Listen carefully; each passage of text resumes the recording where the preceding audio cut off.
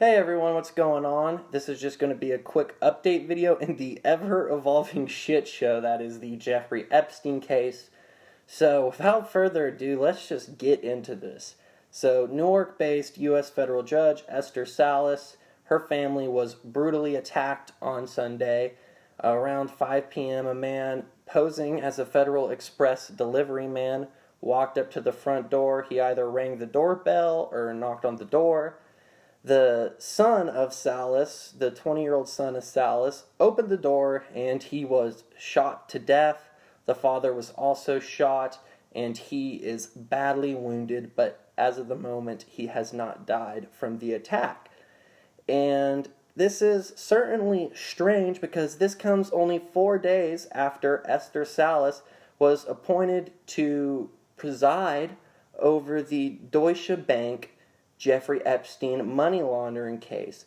So Deutsche Bank had a lawsuit filed against them by investors who said that the bank had made false and misleading statements about its anti-money laundering policies and that they failed to monitor high-risk customers like Jeffrey Epstein.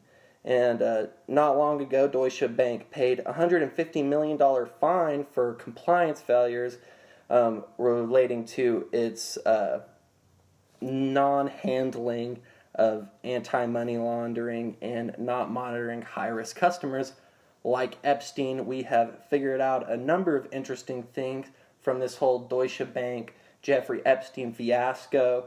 We have learned that Epstein was withdrawing large amounts of money from Deutsche Bank unquestioned, that he was making payments to Russian models and paying the tuition fees and hotel rent expenses of young women and Russian models. Presumably some of these are his victims or people who helped him curate women for his operation, curate girls, I should say.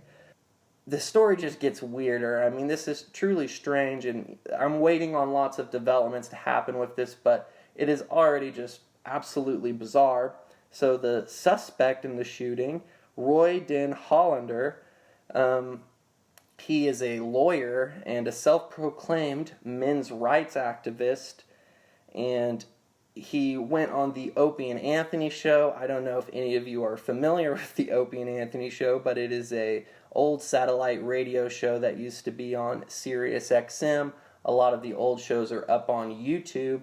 I'm personally a fan of Opie and Anthony, and it's interesting that Roy Den Hollander went on Opie and Anthony to talk about his men's rights activism and his views. But anyways, Hollander just has an extremely weird career where he sues bars and nightclubs for having ladies' night where the women drink free because he views this as being discriminatory among a number of other cases.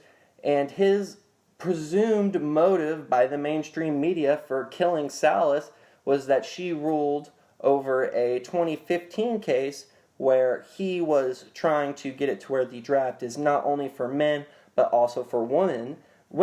But what's bizarre about this is that Salas ruled in his favor, so supposedly he holds this grudge against Salas, which doesn't really make sense because she ruled in his favor. But anyways, it's bizarre, but the connections with Roy Den Hollander get even more bizarre than that. He worked for Kroll Associates, and if you guys don't know what Kroll Associates is, it is a private intelligence firm. It's basically a privatized intelligence agency. It's been around for quite a while now. In 1993, after the bombing of the World Trade Center buildings, Kroll Associates took over security for the World Trade Center buildings, and they were security for the World Trade Center buildings through 9/11. Just, what a coincidence. And among their directors at the time, Jerome Hauer, he also managed Rudy Giuliani's Office of Emergency Management, which was held in one of the World Trade Center buildings. And I don't have time to go into all the Kroll connections to 9/11, but needless to say, it is filled with all these ex-CIA, ex-MI6 guys.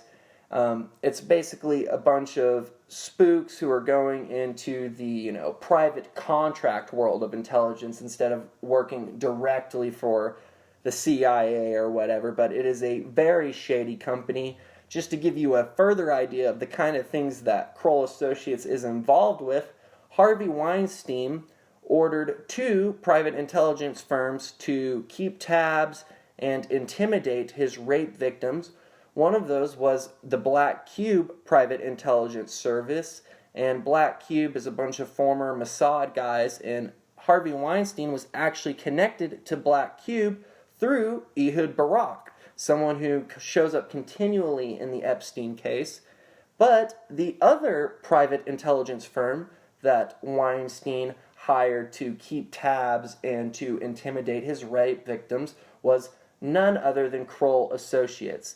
Kroll Associates is just, like I said, it's a private intelligence firm that basically works for the uber rich and powerful. They do spying for billionaires, basically. And Roy Den Holland worked for Kroll Associates in Russia, where he, quote, managed and upgraded Kroll's delivery of intelligence and security in the former Soviet Union. So, I mean, that is certainly strange, and that is what we would call a direct tie to intelligence that Roy Den Holland just so happens to have.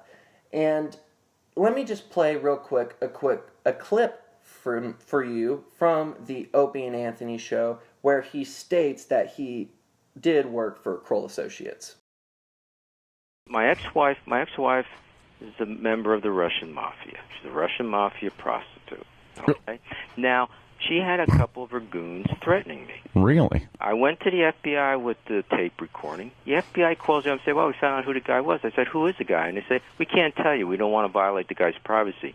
And then the FBI tells me, oh, don't open your door to anybody you don't know, and be careful when you go out in public. The FBI told me this. So let me ask you. Sounds like good advice. It's the treatment. Can I ask? Can I ask you how you ended up with a Russian prostitute mobster? Sure. I was working as an acting manager for Kroll Associates in Moscow, and Kroll Associates is pretty much a private detective agency. Mm-hmm. And I came home one evening when I first got into town, and there was an apartment party in my building, so I crashed the party, and that's where I met her. Well, anyways, this is just one of many oddities surrounding the Epstein case, and I'm sure it's not going to be the last strange occurrence revolving around this case. But, yeah, I don't know what the hell to make of this, you guys, honestly. I mean, it seems like it hit. It seems like they were either trying to intimidate Esther Salas into doing their bidding by killing her family, or that this was just a botched job and that he was meant to kill Esther Salas, whoever that white man wearing a face mask and a FedEx suit was, because I definitely am not convinced just yet that it was Roy Den Holland. But yeah, it's also weird that Holland has ties to intelligence through Kroll Associates, this very shady private intelligence firm made up of former CIA and MI6 guys. And yeah, this men's rights activist, he shoots 2 men over a case where the judge ruled in his favor, and then he kills himself, so we can't ask him any questions. We can't really figure out all that much more from him because he's dead, and it has just a nice little bow on it. It's one of these mainstream media saying it's a lone gunman.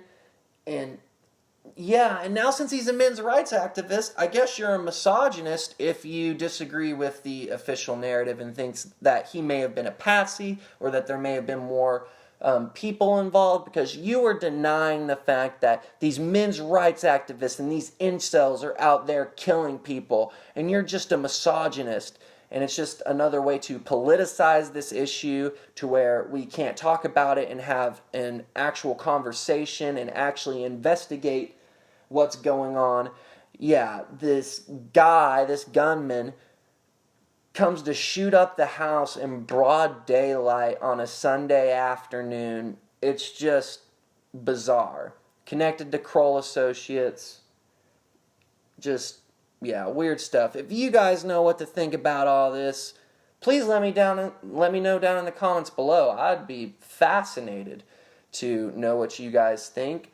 If you think I'm wrong, tell me why you think I'm wrong. I would love to hear why you think I'm an idiot. If you think that I'm right and you appreciate some of the information that I shared today, please give this video a thumbs up, hit the like button, subscribe if you haven't already subscribed.